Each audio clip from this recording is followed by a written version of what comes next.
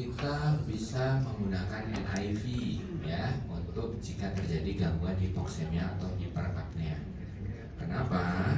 Kalau di ventilator itu biasanya ada isu anekdot kalau kita pasang ventilator pada pasien PPOK itu weaningnya susah ya, weaningnya susah ya, seperti itu.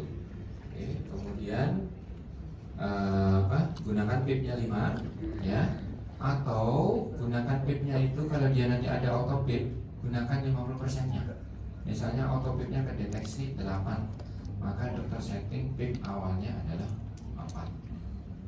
Dok, kok tahu ada auto-PIP? Tadi kurva ekspirasinya kok nggak sampai ke baseline ya, maka dokter harus hitung auto-PIP-nya berapa untuk menghitung setting PIP awal ya. Kemudian minimize adanya dynamic hyperinflation ya.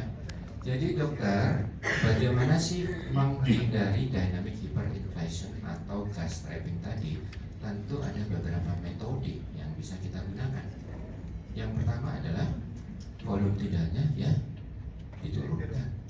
Karena kan tadi gangguan COPD itu adalah gangguan saat ekspirasi, sehingga ketika dia volume tidalnya berlebihan, padahal dia ada gangguan resistensi saat ekspirasi, bikin adanya autopip, maka volume tidalnya diturunkan. Atau yang kedua apa? Expiratory time-nya diperpanjang. Caranya gimana? Cara memperpanjang expiratory time yaitu dengan cara bisa menurunkan inspiratory time atau meningkatkan expiratory time ya. Dan ini ingat satu hal, pasien-pasien COPD yaitu nanti sangat aman kalau dia kita terapkan namanya permissive hiperkapnia, karena dia biasanya kan juga pasien-pasien dengan kronik hiperkapnia. Dokter turunkan PCO2-nya seperti target PCO2 normal eukapnik 3545, itulah yang membuat dia gagal weaning ya. Kenapa? Karena dia butuh PCO2 itu untuk men-triggering nafas dia, sehingga pada pasien-pasien dengan COPD PCO2-nya tidak perlu diturunkan terlalu drastis menjadi eukapnik, sebatas pH-nya tetap di atas 7,2 kalau pada pasien dengan gagal jantung dan COPD ya, seperti itu ya. Jadi kadang saya ada pasien PCO2-nya biarkan aja 80, pasiennya baik-baik aja, pH-nya 7,28 waktu itu, ya udah nggak perlu diapa-apakan karena HCO3-nya ternyata sudah mengkompensasi sendiri. Kita prinsip asam basa untuk memahami bahwa ginjal itu akan menjadi buffer dari PCO2 setelah beberapa hari, yaitu rata-rata 2-3 hari. Ketika fungsi ginjalnya aman, dokter lihat aja PCO2-nya naik, urinnya bagus, HCO3 pasti akan naik ya. Setelah 2-3 hari untuk membantu mengkompensasi PCO2.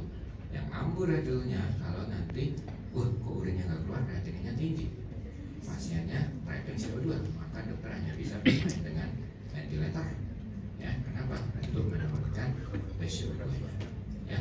Dan kerja keras. Kenapa? Ada asidosis metabolik. Next lagi kan asidosis metabolik, tata cara untuk mengatasi supaya pH normal, PCO2-nya yang diturunkan kan. Udah dia pasiennya PPOK, asidosis metabolik kurang, target PCO2 kita pasti akan lebih turun lagi, seperti itu ya. Oke. Nah ini tadi ya, secara kesimpulan permisi hiperkapni boleh ya. Kemudian pH-nya 7,25-730 oke.